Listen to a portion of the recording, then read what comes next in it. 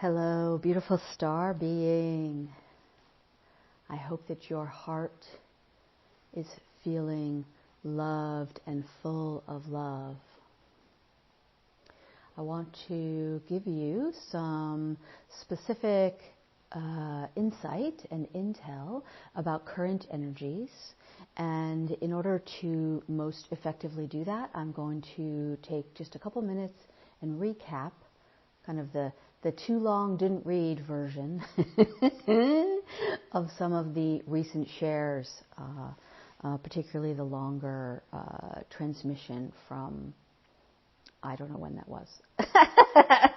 Time. Who can do time? But what I want you to really be aware of and really dial into is that the architecture of fear, the original root architecture of fear, was discovered to be artificial and was dismantled. And in fact, the original creator of that architecture, who walked a spiral path of seeing how far would this go,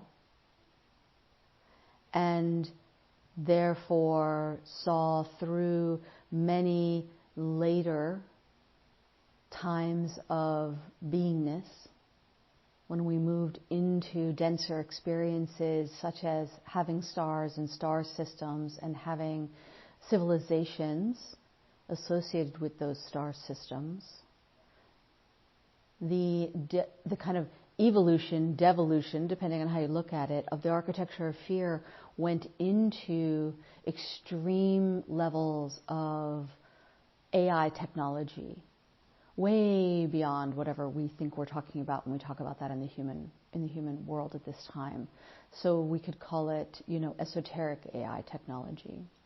And so that original architect of that fear has dismantled that at its root and has then been moving throughout the different ways in which the root of that is embedded in a variety of different levels, dimensional places and spaces of being.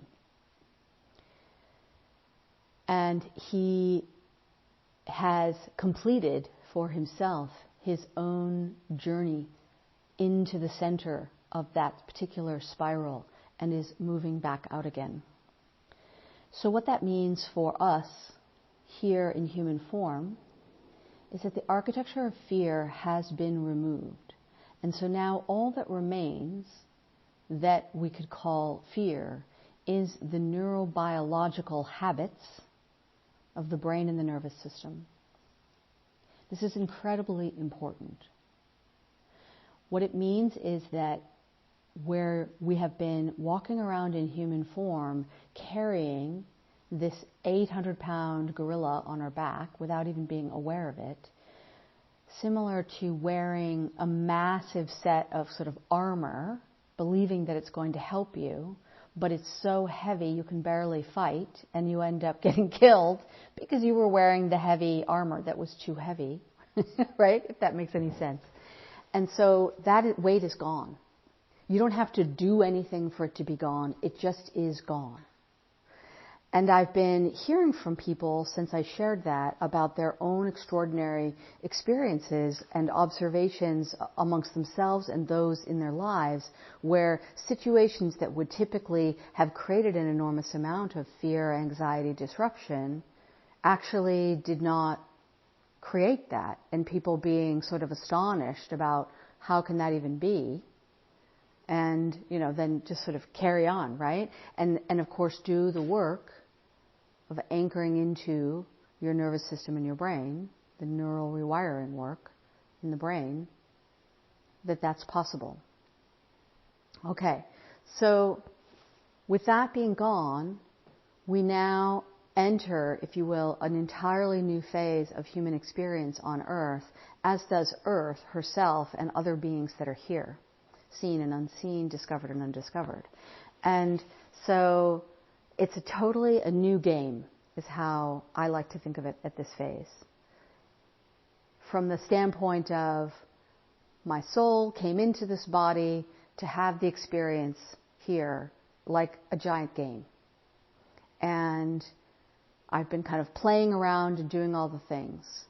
Now, if we use kind of the human computer world, technology world of games, then that is a very masculine linear model, right? Of like you progress forward on a linear line. You move up a level. You keep moving up levels. I want you to try out the idea of a game where you're not moving up levels. You're just having different experiences.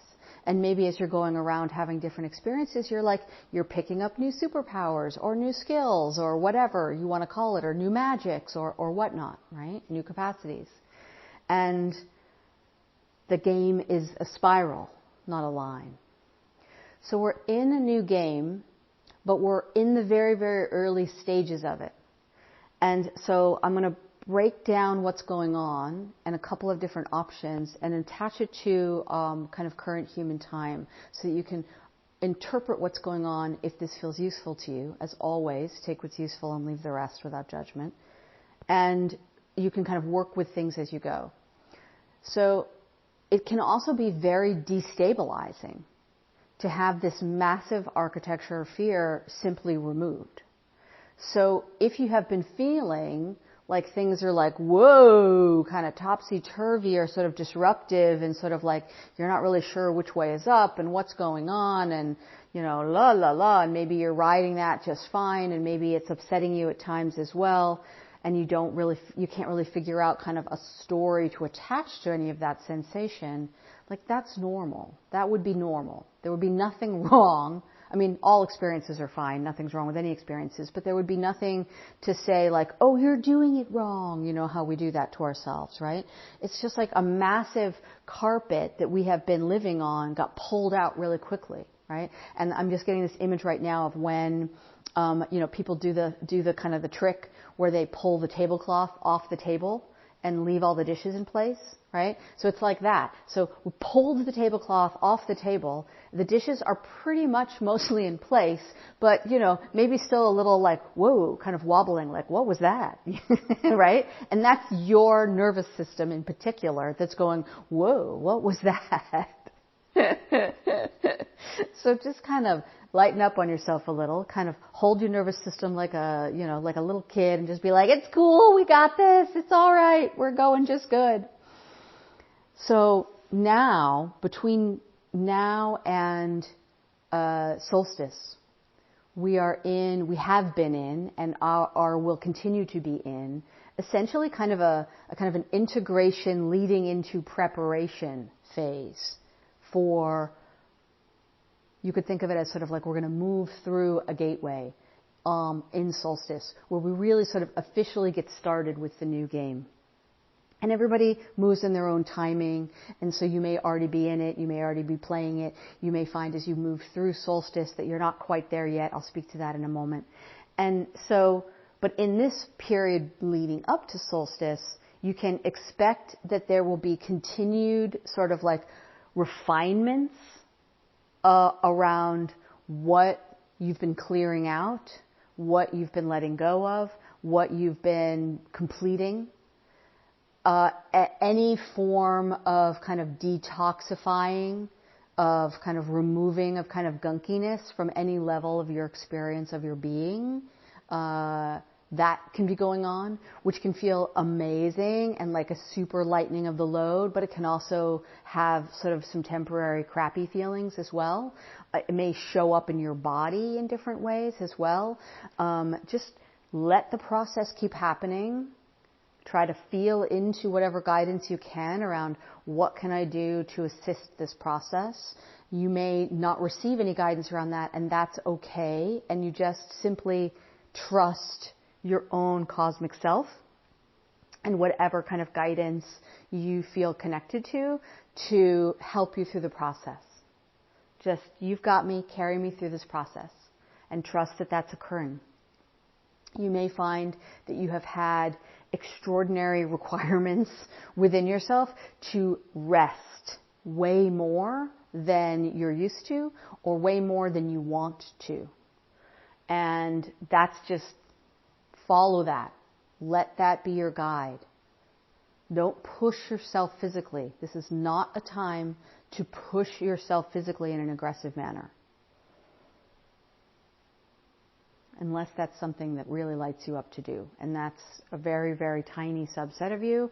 Most people who think that lights them up are actually just kind of addicted to the adrenaline, and that's a different story. Okay, so we're being prepared, kind of getting all the inner workings set up and integrated so that we can kind of zip through on this solstice expansion period into the new game. And the new game is many things. The new game is really whatever you want it to be without the architecture of fear, without the esoteric AI technology running the show, and pretending and imitating the deep sacred current of life force. So the new game, I think, could be aptly characterized broadly across whatever sort of version of it you choose as experiencing being human on Earth at a great time of evolution with the kind of guiding North Star of let me be more and more and more and more aware of and embodying and experiencing that I am the deep sacred current of life force. That the deep sacred current of life force is moving through all things and animating all things. And I am a perfectly amazing, unique expression of that life force. And how do I allow that to be in my awareness and to be in my embodied experience in a far greater way than I have been able to access before, because that architecture of fear was creating kind of a distortion and sticking you in a kind of a closed loop energy instead of opening up. Now you can get more on that from the most recent transmission that I shared, which is actually more of like a lesson on this sort of spiral creational energy stuff. And you can get more on the architecture of fear, just more from a personal story perspective from the one before that. So moving forward now, as we move through solstice, and we step out, if you will, into kind of the big wide open space of this new game, we're going to have a period of people will be sort of launching off into their new games at different speeds. And so some people will kind of be taking off right away. Other people will kind of be like, okay, I'm here. Like, let me get my bearings a little bit, that kind of a thing. And really things start to really take off mid-January. So by mid-January, we're going to see most people who are engaging consciously in this having liftoff in some way, shape, or form and beginning to have the feeling of that. And so what I'm feeling for the 2023 planetary energy theme is very much about the wonder of homecoming, go big and go home. Kind of a go big and go home, the both and of it. And this idea of homecoming as really this inner homecoming, returning to self as a tiny little beautiful spark in a huge interconnected mosaic of beautiful lights, of beautiful energies that are these special embodiments of the deep sacred current of life force, of source, of divinity, of love. And so putting down roots within. Waterways are also going to be kind of a key theme here, both inside in terms of the body and also kind of earthen waterways. We're going to see a lot around that. Much, much more around the connectedness of ourselves to everyone else, and everyone including like all beings, not just humans. Increasing shifting and support to shift away from a human-centric approach, decentering the human, which is not to say the human isn't fun and special. Yes, we are. And everything else is too. Remembering that Earth's body and your body are the same. You can see that earlier transmission that I think may be by that same name. Moving into the experience of what is your relationship with Earth? if you have had a very vibrant, very alive relationship with Earth, where you have felt like Earth is like your mother, you may be ready or interested in shifting that relationship into the idea of Earth as sister or Earth as child. The flower grid, the new flower energy grid of Earth, made up of the 12 new elements brought in through the founder codes in May, that will be coming deeper into your own biology. And what all of this happening in 2023, this wonder of homecoming, go big and go home kind of energy vibe, is really the foundation. We're building the foundation for the coming decade. And so you can think about it from that perspective. That is how I am kind of characterizing this new game and the specific energies for 2023. I want to also talk about, there is a specific subset of the new game for some of you. And for some of you, this is going to really like, whoa, yeah, that's what I want. That's what I signed up for. That's what I'm ready to do. And this experience I'm calling bonus round. So basically it's like you got through everything that you sort of came here to do. I came here to do this mission. I came here to do this purpose. I came here to clear this blah, blah, blah from myself or from others. You know, all these sort of to-dos and shoulds and being in service to others and being in service to self and purpose and mission and all of this, which can be beautiful, absolutely exquisitely beautiful. Some of us have completed that. And with this new phase, we can step into what I'm calling bonus round. And the energy architecture of bonus round is completely different from anything I've ever seen. And I'm going to describe it here. And the whole point of bonus round is like, do anything, do it all, just for the fun of it. Just for the fun of it. Just for its own sake. Deepening and deepening and deepening into your beingness and enjoying all of your beingness for its own sake. Not because you were designed in order to do the blah blah, right? No. What is the beingness? And so really starting to explore what is the action of beingness becomes very on point. So the energy architecture that I see for this bonus round is very different. I typically see timelines, if you will, both sort of micro and macro, as sort of golden lines or golden waves. And they have varying degrees of thickness or thinness depending on kind of how much sort of oomph is coalesced into it.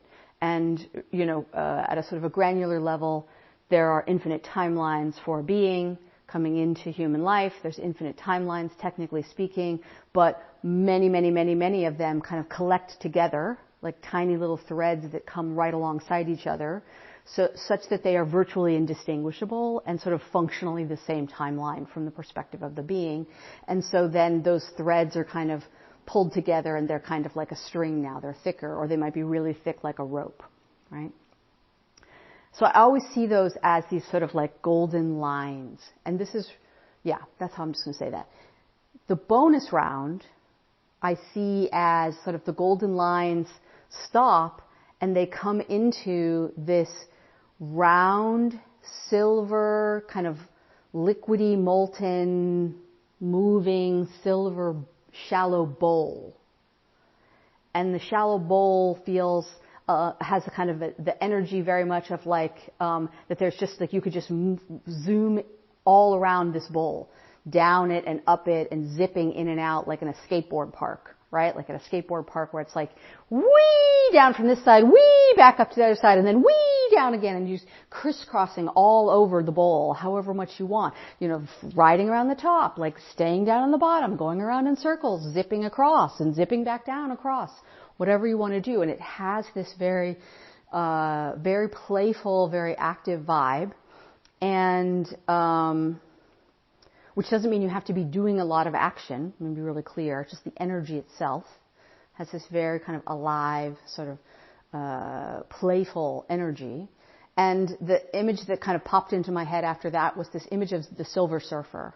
And I'm not really deep into, I don't really know all the lore in the comic books about the Silver Surfer, so I'm not really attaching a lot of story to this idea of Silver Surfer other than, sort of this somewhat enigmatic, incredibly powerful, kind of defies all the rules and remains sort of mysterious in some certain ways, and basically looks really cool, right? And that Silver Surfer vibe, that's what it feels like to me. Like that's what I'm choosing.